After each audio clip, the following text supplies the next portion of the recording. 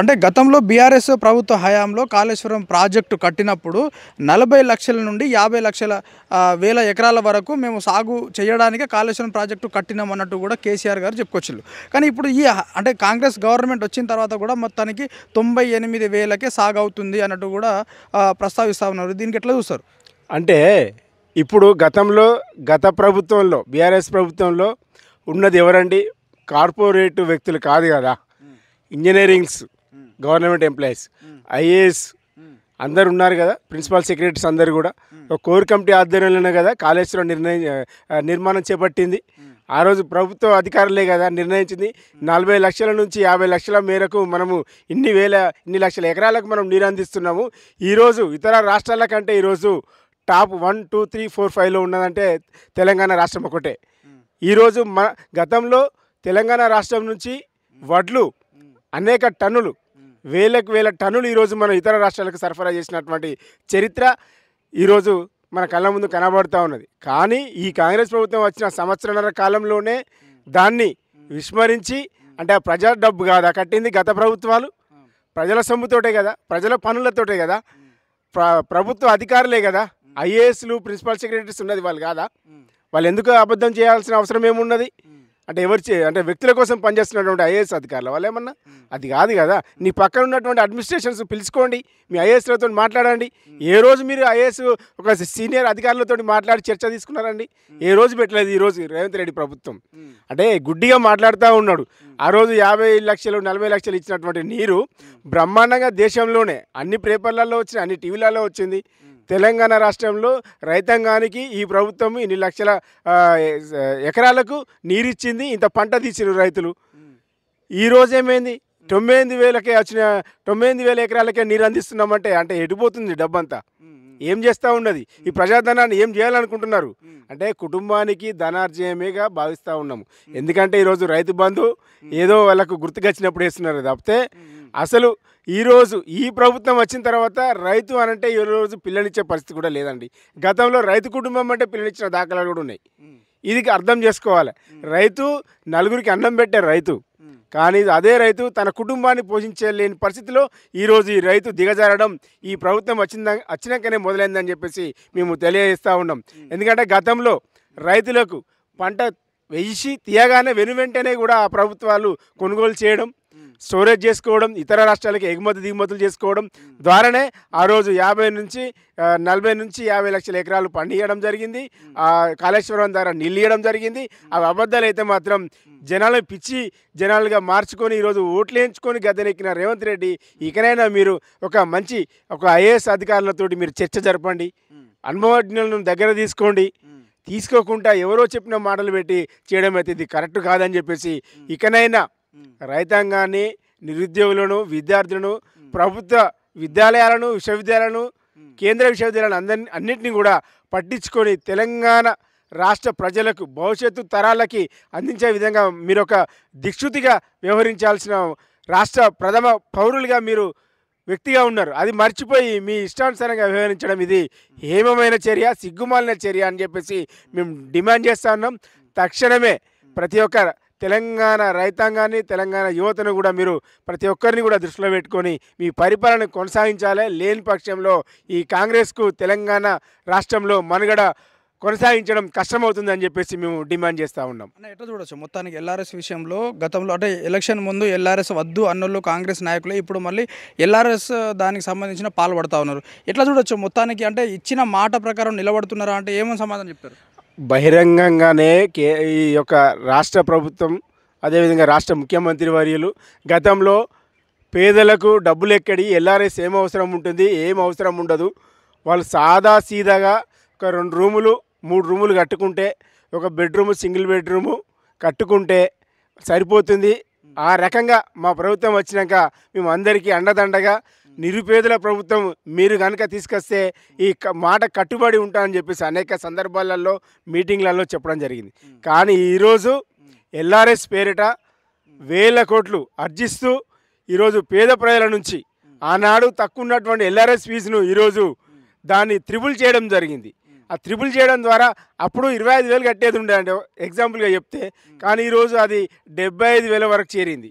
అంటే 75,000 పెడితే ఒక నిరుపేద ఫ్యామిలీకి కనీసం ఒక బేస్మెంట్ ఏర్పాటు చేసుకోవచ్చు, లేదంటే ఒక రేగుల షెడ్ ఏర్పాటు చేసుకోవచ్చు.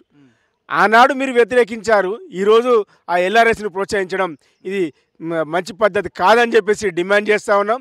ఎందుకంటే మీరు ఆ రోజు అపోజ్ చేశారు, మీరు ఇది చేస్తున్నారు, అది చేస్తున్నారు, అది చేస్తున్నారు అని చెప్పేసి. ఇది కొండొందొవ్వి ఎలుకను పట్టినట్టుగా ఆ రోజు అనేక సభలలో పేదల ప్రభుత్వం వస్తే పేదలకే అన్ని పేదల వద్దకే పథకాలు, సంక్షేమ పథకాలు చేరవేస్తామన్నారు. కానీ ఈరోజు కళ్యాణ లక్ష్మి అన్నారు, తులం బంగారం అన్నారు. లాస్ట్కు మొన్నటికి మొన్న అసెంబ్లీలో తులం బంగారం మాకు చేతనైతే లేదు, అదే ₹1,00,000 గౌరవ మాజీ ముఖ్యమంత్రి కేసీఆర్ గారు పెట్టినటువంటి ₹1,00,000 మీకు కొనసాగిస్తాము, అంతకుమించి మా నుంచి ఏం కాదని చెప్పేసి.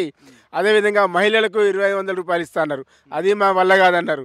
ఆ తర్వాత ఈ బస్సు ఉచిత బస్సును కూడా పేరుకు మాత్రమే అది పెంచడం జరిగింది. కానీ అదే మగవారు ఎక్కితే మాత్రం ₹20 టికెట్ను సుమారుగా 45 నుంచి ₹50 టికెట్ చేసిండ్రు. అంటే ఒక ఆధార్ కార్డు ఒక మహిళ ప్రయాణం చేస్తే, అదే ఒక పురుషుడు ప్రయాణం చేస్తే ఆ 2 టికెట్లను ఒకరి దగ్గర వసూలు చేయడం జరుగుతూ ఉన్నది. అంటే నువ్వు ఎక్కడి నుంచి వసూలు చేస్తున్నావు? పేద ప్రజల నుంచే కదా. మరి ఏం పరిపాలన ఇస్తున్నావు? నేను ఎవరు ఏమన్నారు? అసలు ఉచిత బస్సు చేయాల్సినవి చేయండి, రైతులను ఆదుకోండి, నిరుద్యోగులకు ఉద్యోగ భద్రత కలిపి ఉద్యోగాల నోటిఫికేషన్స్ ఇవ్వండి. నిన్నగాక మొన్న కూడా కొంతమంది 10,000 ఉద్యోగాలు అంటారు, పేరుకే పేపర్లు బాగా రాసుకుంటారు, మళ్ళీ తర్వాత విఆర్ఏ చేసిన వాళ్ళకే ఇస్తామంటున్నారు. 18 నెలలు అవుతా ఉన్నది కదా కాంగ్రెస్ ప్రభుత్వం వచ్చి. వాళ్ళు చెప్తా ఉన్నారు కదా 58,000 ఉద్యోగాలు మేము ప్రకటించినాం అన్నట్టు కూడా అసెంబ్లీలో చెప్తా ఉన్నారు, బయట బహిరంగ సభలలో కూడా చెప్తా ఉన్నారు కదా. అది శుద్ధ తప్పు. ఎందుకంటే గత ప్రభుత్వాలు ఎలక్షన్స్ ముందు సంవత్సరము 8 నెలలు ఉండంగా ఇచ్చినటువంటి నోటిఫికేషన్లు, దాంట్లో కొంత నిర్లక్ష్యం ద్వారా జరిగినటువంటి సందర్భాల ద్వారా ఎలక్షన్లు రావడం, అవి కొంత పోస్ట్పోన్ కావడం, వాళ్ళ అప్లికేషన్స్ పెట్టుకున్నాం, అందరం నిరుద్యోగులు అందరం పెట్టుకున్న, ఎగ్జామ్స్ రాసాము, కొన్ని రిజల్ట్స్ ఇవ్వలేదు. ఆ రకంగా ఏది మన ఏమంటారంటే మన ఒక శాస్త్రం ఉంది, అది గుర్తుకొస్తుంది. ఎట్లా అంటే ఇప్పుడు సొమ్మొక్కల్ది సోకొక్కల్ది అయిపోయింది ఇక్కడ. గత ప్రభుత్వాలు చేసినటువంటి నోటిఫికేషన్స్ అవి, గత ప్రభుత్వాలు నిర్వహించినటువంటి పరీక్షలే అవి, గత ప్రభుత్వంలో ఇవ్వాల్సిన ఫలితాలు ఎలక్షన్స్ రావడం వల్లనే కాంగ్రెస్ ప్రభుత్వం వచ్చిన తర్వాత ఇచ్చి వారికి నియామక పత్రాలు ఇచ్చారు. అంటే చూడండి ఎంత కనబడతా ఉన్నది. మాలాంటి నిరుద్యోగులకు నోటిఫికేషన్ ఇచ్చింది ఒకరు, పంట పండించింది ఒకరు, పంటను అనుభవించేది ఒకరు. ఏదైతే ఇప్పుడు లంచర్ల రైతుల మీద ఎట్లయితే మీ ఫార్మర్స్ పెడతామని చెప్పేసి రియల్ ఎస్టేట్లు పట్టుకొచ్చిర్రో, ఇప్పుడు మూసీ నదిని మేము మొత్తం శుద్ధి చేస్తాం, మొత్తం ఈ ఆకాశం నుంచి పడే నీళ్ళను అందిస్తామని అన్నారు. అది అడకకి ఎక్కిచ్చిరు, అక్కడ లంచర్లు అడకకి ఎక్కిచ్చిర్రు. ఇప్పుడు ఉద్యోగాలు మొత్తం మేమే పుట్టించినాం, మేమే వాటికి ఆదరువు, మేమే 58,000 ఉద్యోగాలు ఇచ్చినాం అంటారు. మరి గతంలో బీఆర్ఎస్ ప్రభుత్వంలో 132,000 మందికి ఉద్యోగాలు కల్పించారు. మరి దీన్ని ఎట్లా చూస్తారు గౌరవ ముఖ్యమంత్రి గారు? ఆలోచించాలి కదా. ఎవరిచ్చారు అసలు నోటిఫికేషన్? కాంగ్రెస్ ప్రభుత్వం ఇచ్చిందా? ఇవ్వలే కదా. ఇచ్చిందా ఏంటిది?